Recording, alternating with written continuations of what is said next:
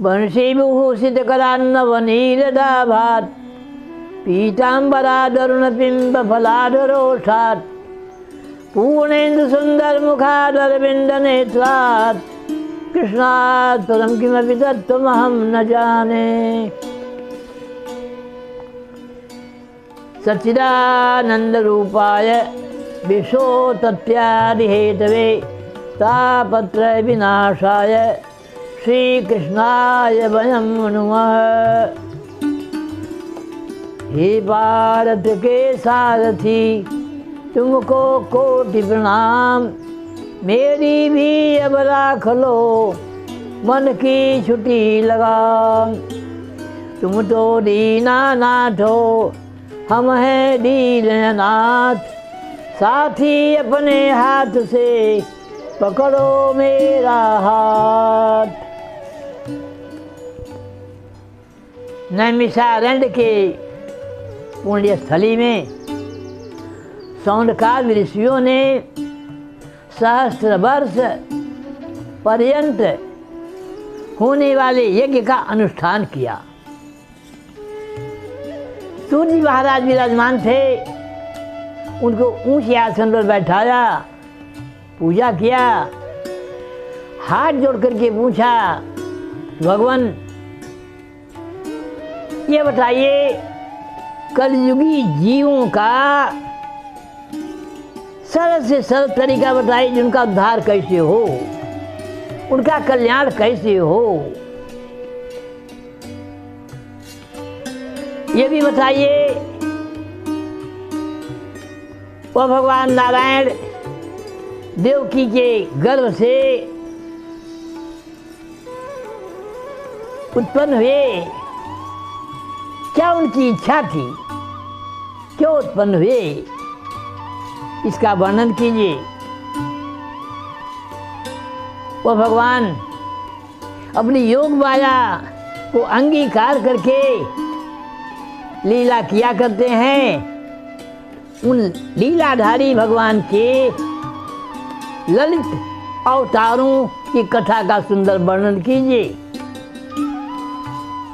यह भी बताइए भगवान को वैकुंठ लोक में जाने के बाद धर्म किसकी शरण में गया। हाथ जोड़ करके निवेदन किया, महाराज विशद वर्णन कीजिए। सूर्य जी ने कहा कि आदि में, सृष्टि के आदि में जब भगवान को लोक निर्माण की इच्छा हुई तो महत्त्व से निष्पन्न पुरुष का रूप धारण किया। 10 इंद्रियां, मन और पंच महाभूत इन 16 कलाओं से मंडित थे। जल में शयन किया, योग निद्रा का विस्तार किया।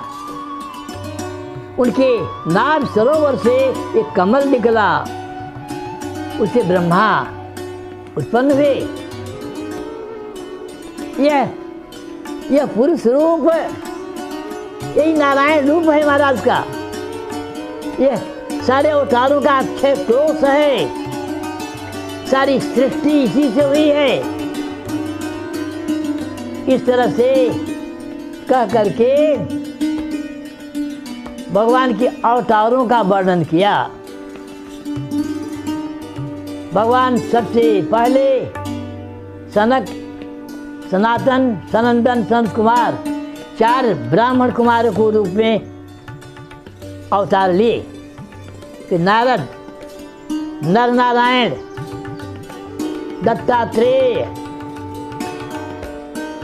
ऋषभ, वामन, कपिल, व्यास, पराशर, नृसिंह, शुकर, राम, कृष्ण और बुद्ध आदि का अवतार ग्रहण किए। कल की अवतार तो कलयुग में होगा। किसी संत ने कहा है, किसी संत ने कहा है, दो नभचर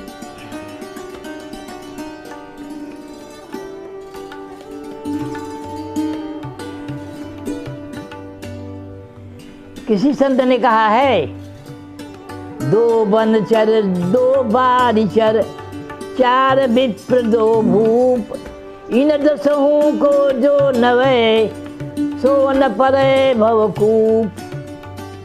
दो बनचर, नृसिंहावतार शुक्रावतार, बारचर मत्स्यावतार कच्छप का अवतार, चार विप्र वामन परशुराम कपिल और व्यास, और दो राजा का अवतार राम और कृष्ण। ये प्रमुख हैं का इन दसों को जो नवे सो न परे भवकूप। इस तरह से अवतारों का सुंदर वर्णन किया।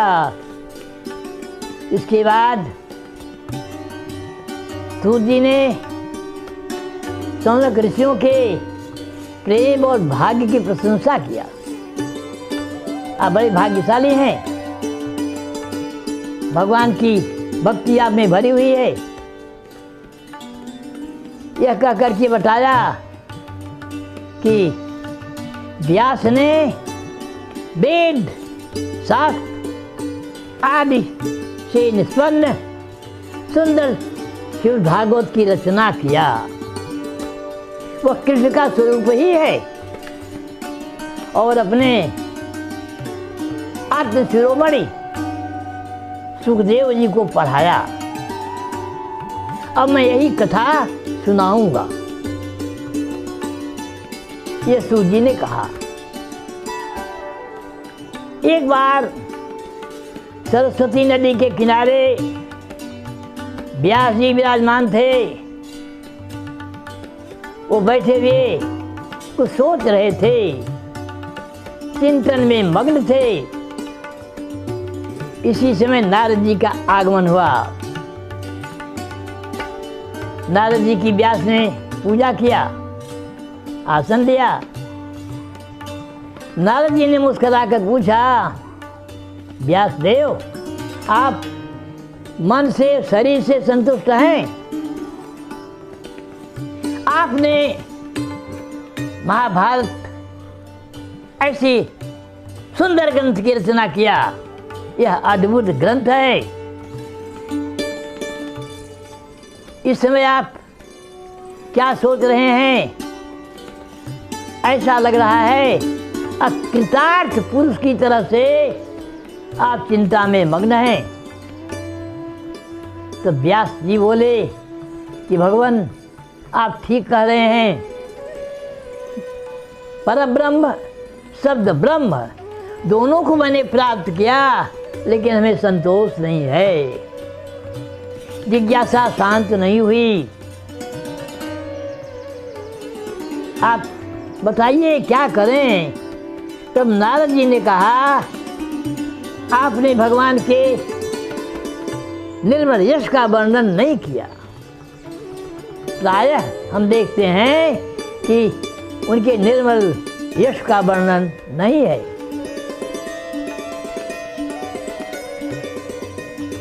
वह ज्ञान, वह शास्त्र अधूरा है जिससे भगवान संतुष्ट न हो। यह नारद जी ने कहा और प्रेरणा दिया भगवान के लीला कथाओं का वर्णन करें। इस तरह से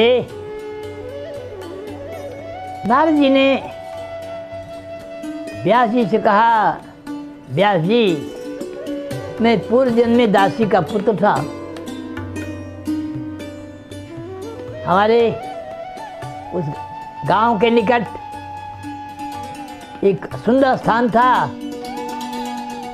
योगियों का समुदाय वृंदावन जा रहा था। चातुर्मास से आ गया, वो लोग वहाँ रुक गए और 4 महीने तक भजन कीर्तन कथा करते रहे। उस समय मेरी माँ दासी के रूप में उनकी सेवा में लग गई और माँ के साथ मैं भी लग गया। छोटी उम्र थी। महात्माओं की मेरे पर बड़ी कृपा हुई। मैं कथा कीर्तन करने लगा, सुनने लगा। मुझे प्रेम हो गया और उनके जूठन खाने से मेरा मन स्वच्छ हो गया, निर्मल हो गया। जब ये लोग जाने लगे वृंदावन तो मैं भी तैयार हो गया। तो माँ की सेवा के लिए मुनियों ने रोक दिया, माँ की सेवा करो। वे लोग तो चले गए, लेकिन जाते समय एक मंत्र मुझे दिया, ओम नमो भगवते तुभ्यं वासुदेवाय धीमहि प्रद्युम्नाय अनुरुद्धाय नमो संकर्षणाय च। चातुर्मास्य करने वाले महात्माओं के चले जाने पर मैं माँ के स्नेह पाठ में बंध गया। मेरी माँ एक दिन रात्रि के समय गाय दूहने जा रही थी, सर्प ने डस लिया, मेरी माँ मर गई। माँ के मरने के बाद मैं मुक्त हो गया। इसके बाद मैं वन में चला गया, एक पीपल के वृक्ष के नीचे बैठ करके भगवान का ध्यान करने लगा, मंत्र पढ़ने लगा। भगवान में तन्मय हो गया, बिजली के चमक की तरह भगवान के स्वरूप का, उनकी छवि का सुंदर दर्शन हुआ। फिर मैं ध्यानस्थ हो गया, ध्यान लगाने लगा, फिर दर्शन नहीं हुआ। आकाशवाणी हुई, अब दर्शन नहीं होगा, दूसरे जन्म में तो मेरा पार्षद बनेगा, मेरा सानिध्य प्राप्त होगा और मेरी भक्ति तुमको प्राप्त होगी, दृढ़ भक्ति प्राप्त होगी। अब मैं ब्रह्मपुत्र हुआ, भगवान की दी हुई वीणा को बजाता हुआ, उनका गुणगान करता हुआ घूम रहा हूँ और भगवान की कृपा से मेरा अंतःकरण निर्मल हो गया, मैं कृष्ण परायण हो गया। इस तरह से अपनी कथा नारद जी ने बताया। भगवान की लीलाओं का वर्णन करने के लिए व्यास को प्रेरित कर दिया और चले गए। नारद जी के चले जाने के बाद सरस्वती नदी के किनारे सम्याप्राश नाम का आश्रम है, वहीं व्यास जी का भी आश्रम था। व्यास जी भक्ति योग से अपने मन को निर्मल करके, ध्यानस्थ होकर के इसे सुंदर श्रीमद् भागवत महापुराण की रचना किया। इसे महापुराण की रचना करके निवृत्ति परायण अपने आत्मज आत्मशिरोमणि सुखदेव जी को पढ़ाया और वही कथा सुखदेव जी ने महाराजा परीक्षित को कहा। वही कथा महाराजा परीक्षित को सुनाया, जिससे उनकी मुक्ति हो गई और भगवान की बड़ी भारी कृपा हुई और वह कथा अब संसार में सभी लोग गा रहे हैं। यह कथा जो सुनता है, ध्यानस्थ होकर के भगवान का ध्यान करता है, उसके भगवान की बहुत बड़ी कृपा होती है और अभी भगवान का भक्त हो जाता है और लोक परलोक से वह मुक्त हो जाता है। भगवान की भक्ति होती है, भगवान का वैकुंठ धाम प्राप्त होता है। हरि ओम। राधा कृष्णाभ्याम नमः।